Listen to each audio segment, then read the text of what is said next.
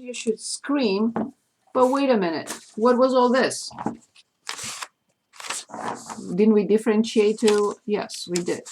What was all this? What was all this? What was all this? What was all this? Yes, everything is applications of differentiation. So now, if you want, I'm going to say more. We're going to look at others. But everything we've done, it's all applications of differentiation. A big application of differentiation is graphing. And there are others in this chapter. This is a big chapter, very important chapter. So graphing, and you can say, what are you talking about? We've been graphing all along, everything. Yes, and you'll understand what we learn for, or what we learn about the function from its derivatives. What derivatives? The first derivative and the second derivative. So when we want to analyze a function and eventually graph it, its first derivative will tell us things about the function.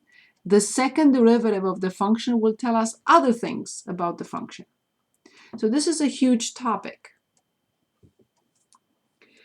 So the first thing we need to go through is this. Let's suppose I have this function. Obviously, the function is increasing till this point where it has a maximum. It's called local or relative. You can use them interchangeably. This is a local max because the function exists on both sides. It's called either local or relative. You use the one you like. Then I see that the function is decreasing, and is decreasing till this point somewhere where it has a minimum. Again, local or relative, because the function exists on both sides. And then it continues to increase. Now, what happens here with the derivative? This is the function. This is just a function. And why am I talking about the derivative? Here's why I'm talking about the derivative. See, here, at this point, the slope of the tangent line, or the tangent line is this, and the slope is quite acute. At this point, there is another tangent line, and the slope is not as acute. Here is steep. Here is not that steep. Look at what happens here where the maximum is. What is the slope of the tangent line where I see a local or relative maximum? What is the slope of this line? 0. Yes, perfect. Okay, now here, look what happens. Negative. Look what here, what happens. Negative. What happens here? Negative. Again, it reaches a minimum with the slope again 0. And so on and so forth. So what am I trying to show you, or what am I trying to convince you? Is that when the function is increasing, the slope of the tangent line is? Positive. Thank you. When the function is decreasing, the slope of the tangent line is?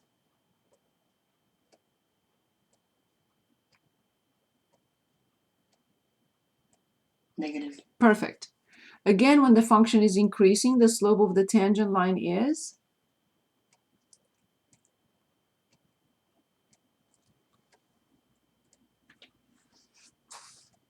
Positive. Exactly. Good. So now, we know what a local and relative max mean represent. A point where the function reaches a maximum, and then it continues to decrease. And the function must exist on both sides. What is a local minimum? When the function is decreasing, the function exists on both sides, and then it continues to increase. Okay. Before we come back to this, we have to talk about something called critical number. What is a critical number? A critical number comes from two sources, two possible sources.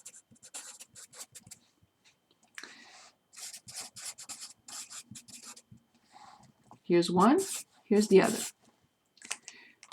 Now, critical numbers refer to the function.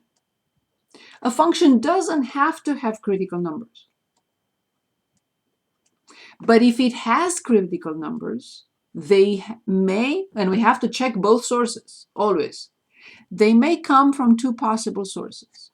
Source number one, f prime of x is 0. I solve this equation, and I get critical number, Cn. What is the other possible source? The other possible source is f prime of x is undefined. In other words, the derivative doesn't exist, but f of x is defined at that point. If they're both undefined, that's not a critical number.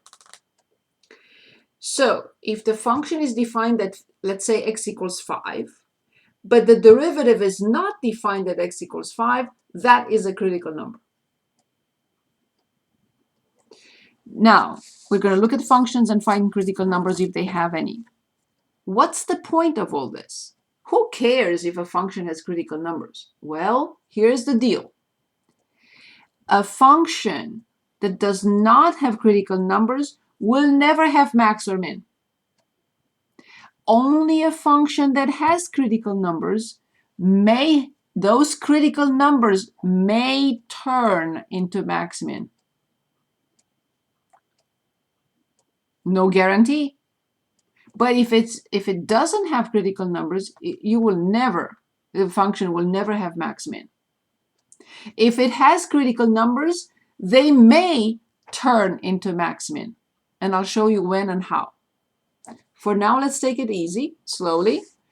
We'll look at a function and see if it has critical numbers. And then we'll discuss what type. So let's open on page. Which page is that? That's page 276. I know it's a lot of work. I know you have to be patient. I know it's not easy.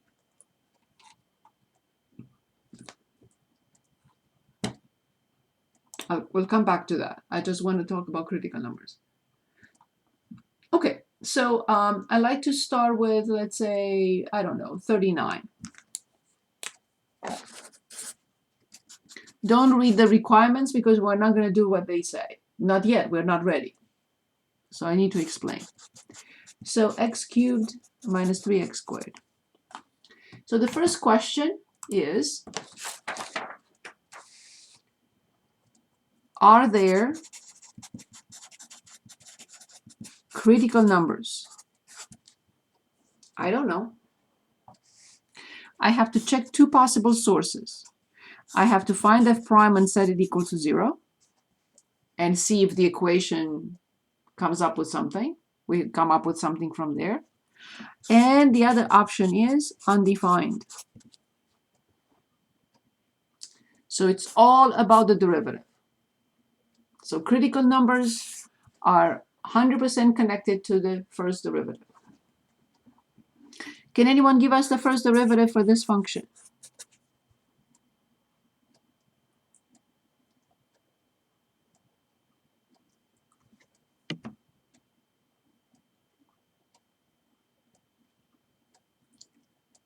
The 3x squared minus 6x. Excellent. So I have the derivative. I'm going to set it equal to 0. 3x squared minus 6x equals 0. I'm going to solve this equation. I will divide, it's quadratic. I will divide both sides by 3. So I have x squared minus 2x equals 0. I will factor out x. And I get two values. Can anyone give us those two values?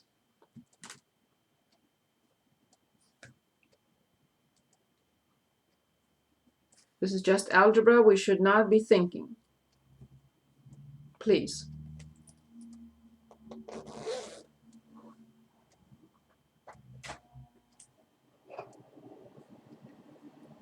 X equals 0 and X equals positive 2. Excellent. Thank you very much. Perfect. Now, this is a critical number, and this is a critical number. What about here? 3x squared minus 6x, is it ever undefined?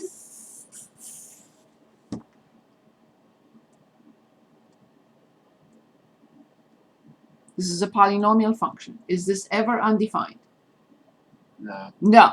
So this source does not exist for this function, but we must always check. We always have to check both for every function we analyze. So we found two critical numbers. Are they max min? I don't know. Do they have to be? No. No, I don't know if they're max min. How do I check? Here's how I check. I know I'll have to stop in a minute. I promise.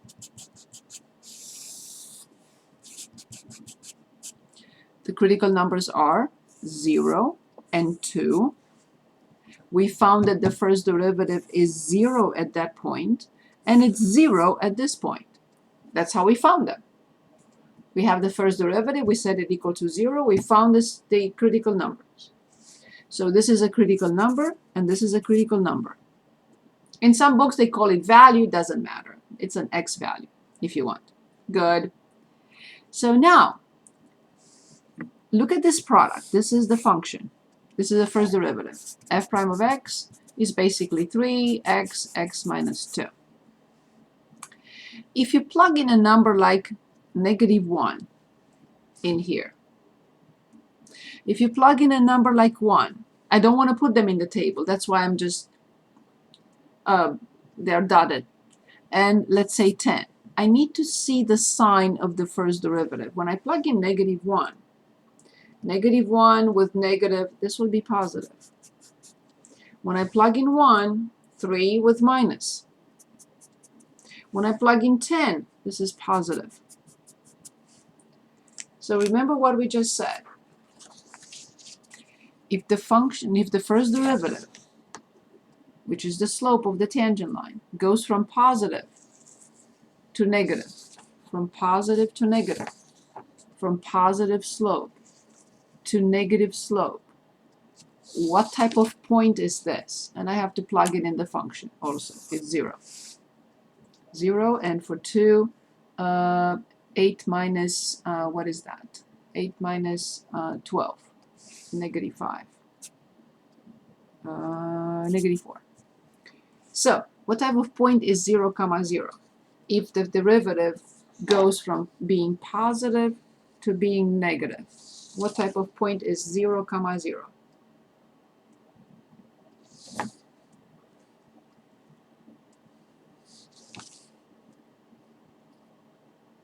When the derivative goes from positive to negative. What Is type? it a relative max? Relative max. Finally, and I'll stop. What happens here when the slope changes from negative to positive? 2, -4 is what type of point? Relative min. Relative min.